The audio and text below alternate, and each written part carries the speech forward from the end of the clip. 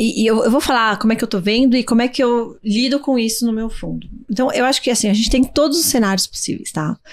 Então, quem virar e falar assim, a eleição já foi, já acabou, eu acho que erra. Ou essa eleição não vale nada, acho que erra também. Então, você tem que lidar com todos os cenários políticos. Tudo pode acontecer. Tudo pode acontecer. Então, assim, quem que vai ser o presidente daqui a 2 anos? Dá pra saber, né? Você tem 3 opções. Alckmin. O Alckmin, o próprio Lula Ou Bolsonaro. ou Bolsonaro. Ou um outro, talvez, sei lá.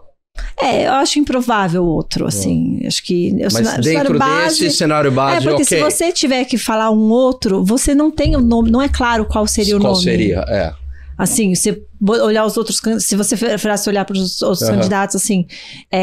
você pega uma Simone Tebet, não faz voto. O Ciro é um nome mais forte ali para a esquerda, mas parece que ele tem alguma birra com o PT, e o PT é o partido mais forte de esquerda, então... mas dentro desse outro, a gente estaria assumindo uma nova eleição. Não, a gente teria muitas variáveis. Muitas variáveis. Então, assim, acho que dentro das variáveis que a gente tem, você tem essa discussão. E aí, a atribuição de peso eu vou deixar por conta do ouvinte, tá? Mas então, assim, se você tiver o cenário Alckmin, assim, você pode ter Alckmin via impedimento do Lula, discussão de ficha limpa, enfim, você pode ter a questão de saúde do Lula, que é uma questão que tá aí na discussão. Então, assim, o que eu olho? Assim, a primeira coisa você tem que olhar e falar assim, ok, como é que eu faço com a minha carteira? E aí você tem que olhar e falar, qual que é o cenário de mundo? Porque se você olhasse, vamos olhar num cenário, no momento Dilma, que acho que foi um outro momento de estresse, tá? Aquele momento Lula passando a bola para Dilma, você tinha um cenário que você tinha o mundo indo muito bem. Verdade. E o que o pessoal tá fazendo agora? Tá replicando esse cenário do tipo, commodities, ainda que eu entenda que as commodities estão bem baratas, mas assim, o mundo não está indo tão bem. Então o que você tem no mundo? Você tem uma crise política no mundo. Você tem uma nova discussão de forças, tá bom? Então, o que é essa nova discussão de forças? Rússia, China. Rússia e China ficam maiores e assim, eles de alguma maneira, eles jogam junto com o Brasil via BRICS. E aí quando você olha, e você tem que olhar e falar, BRICS é muita gente, tá? Porque esses dias eu vi... É verdade. Que você tem BRICS, aí entrou a Arábia Saudita, a África do Sul... E aí teve uma reunião esses dias entre a África do Sul e a Arábia Saudita, porque a Arábia Saudita quer fazer parte. Assim, e em termos de... Não vamos discutir em termos de opinião política, porque, tipo... Sim, você tá fazendo jogo de forças. Nem o Brasil... mas você na hora que você olha tudo isso, você tem que olhar e falar assim, esses são os países que crescem. Há uma discussão russa, mas esses são a economia marginal, a Europa encolhe, dentro da Europa você tá tendo uma mudança cultural ali muito grande, Estados Unidos também. Então, se você olhar informação sobre Califórnia, você vai ver que tem toda uma mudança cultural. Então, assim, a gente desacelera, e você tem uma questão de energia que, assim... Eu acho que a discussão toda do ESG, eu não gosto do termo ESG, tá? Então, mas assim, a discussão ela se tornou muito mais sobre ESG do que sobre sustentabilidade. Sustentabilidade é um termo que eu prefiro. Então, o que é sustentável? Você vai falar assim, você consumir loucamente petróleo e crescer a produção de petróleo no ritmo de 3% ou 3,5% ao ano, que é o que cresce o PIB do mundo, não é sustentável. Agora, você falar que em 2030 ninguém mais vai consumir petróleo e que todos os carros são elétricos também não é sustentável. Perfeito. Então, o que acontece é que eles puxaram muito essa discussão. E aí, o que acontece é que quando eles puxavam a discussão e todo mundo ia junto, aderia, era uma coisa. Eu não vou nem falar de Rússia e China, porque Rússia e China são casos mais extremos, mas quando você vê uma Índia, o primeiro-ministro da Índia se posicionando contra a Europa na discussão da Ucrânia-Rússia, você entende que tipo, a gente não sabe exatamente como é que é esse mundo novo. Então, voltando para o Brasil, assim, o que eu olho e falo? Eu tenho muito mais dúvidas do que certezas. E quando você tem mais dúvidas do que certezas, o que você tem que olhar? Você tem que olhar para a parte do risco de existir. E aí você vai ter que olhar e falar assim, ok, então qual que é o cenário de Brasil, tá? Então o cenário de Brasil, de novo, também não é claro. Vamos trabalhar, vamos discutir que a gente não tem nenhum cenário extremo. Então a gente pode discutir o PIB de 2, de 0 e de -2, tá? Eu acho que nesse momento você pode discutir cenários mais extremos para os dois lados e puxar o 4 menos 4. Eu não vejo, assim, hoje, talvez um mês atrás eu via hoje com o povo na rua, com discussões para lá e para cá, com o mundo olhando para o Brasil. Eu acho que os cenários mais extremos, para efeito de análise, a gente elimina. Você tem que virar e falar assim, qual que é a taxa de juros? Então, você, não sei, mas se você não trabalhar com a taxa de juros a 15, Eu vou te dizer assim, eu acho que ela é entre 10 e 15, o que muda tudo para efeito de valuation. Mas que você... Então, você tem que trabalhar, você tem que ter os dois cenários. Então, qual que é a taxa de juros? A taxa de juros é essa. E quais as empresas que encolhem? Quem é que sofre? Quem sofre é o povo, tá? Em crise, se você aceitar que quem sofre é o povo, você acerta... Então, assim... Então, e aí você consegue identificar qual é a empresa que está mais ligada ao povo. Aí você olha e você busca. Então, assim, empresas que tendem a sofrer mais expostas à baixa renda. E aí, de novo, né?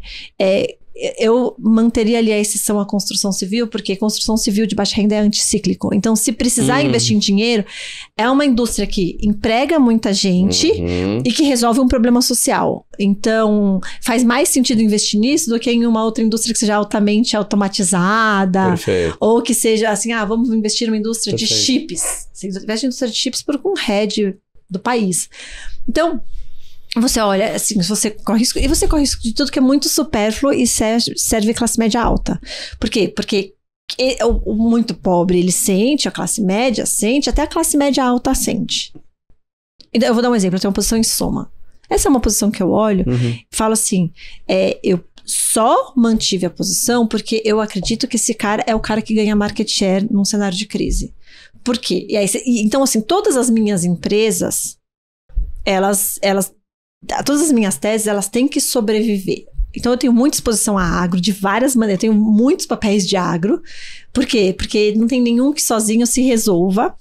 Muitos papéis de agro. Eu tenho Simpar, que é uma empresa que tem um market share de... Na Movida um pouco mais, mas ela tem um market share de 1%. Então, de novo, né, na crise, fica mais difícil para o caminhoneiro menor. Às vezes faz mais sentido esse cara pegar o caminhão dele e prestar serviço aqui. E para a empresa, né, você hoje em dia as empresas terceirizam muito. Então, se você tem um problema no fornecedor seu de logística, você não entrega produto. Se você não entrega produto, você tem que parar a linha de produção. E às vezes, pega uma indústria de uma Braskem da vida, que faz polímero. Parar a linha de produção é um custo de 5 milhões de reais, porque você vai parar, o plástico vai esfriar dentro do reator, você precisa esfriar o reator. Então, você pega... Os 5 milhões de reais foi um número que me passaram. Pode ser mais, pode ser menos, enfim. Mas na hora que você olha, você tem que olhar e falar assim, então, quem é que não vai sofrer muito? Então, eu olho as minhas teses e falo assim, Simpar tá muito alavancada, ela vai sofrer muito. Tudo bem, mas no valuation de 12, 13 reais, que é o que a gente tinha antes, hoje caiu 7, o mercado... O dinheiro grande está na mão do fundo macro. Então, primeiro o fundo macro bate. Você virar e fala assim, então você devia ter vendido tudo. Eu vejo um papel que vale 30, eu não vendo 12.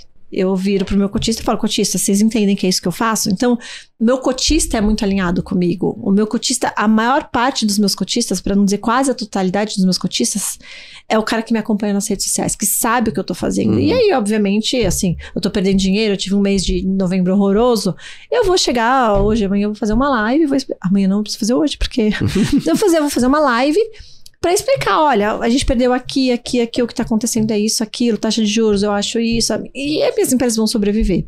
Então, na hora que você olha, a Ambipar ganha em qualquer cenário, assim. Por quê?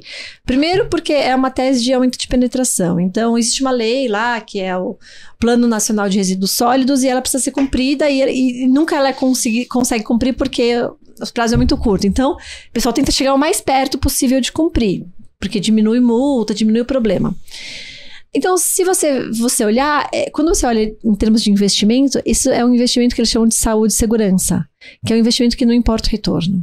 Tá. Só que o jogo da Ambipar é transformar isso num investimento para a empresa, para o cliente dela, que seja retorno positivo.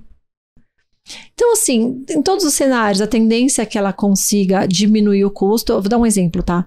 Quando você contrata a Ambipar tem que fazer um monte de fiscalização na sua empresa e não sei o quê. Então, o seguro, a seguradora, sabendo que você é um cliente da Ambipar e que a Ambipar está fiscalizando isso, ela precisa fiscalizar menos e ela confia mais, porque ela sabe que se tiver uma coisa para fazer, a Ambipar vai mandar fazer.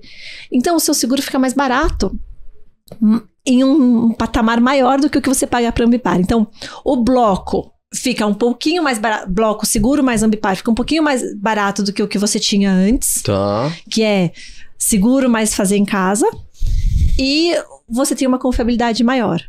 Então, o business da Ambipar é esse, como regra geral. Elô, aí entendi. Você montou lá uma carteira baseada nesse cenário de incerteza e de crise. Aí não vem a crise. Vem um cenário bom pra caramba. Essas empresas iriam sofrer? Não. Não? Não. Ou iriam... Cenário bom pra caramba, a primeira coisa, cai juros. são empresas mais alavancadas. Elas apanharam muito. As duas empresas estão negociando abaixo da metade do que foi o high do ano passado. Tá. Por quê? Por causa dos juros. Cai juros, elas disparam. Qualquer sinalização que os juros dá é 5% de alta no dia. Então, cai juros.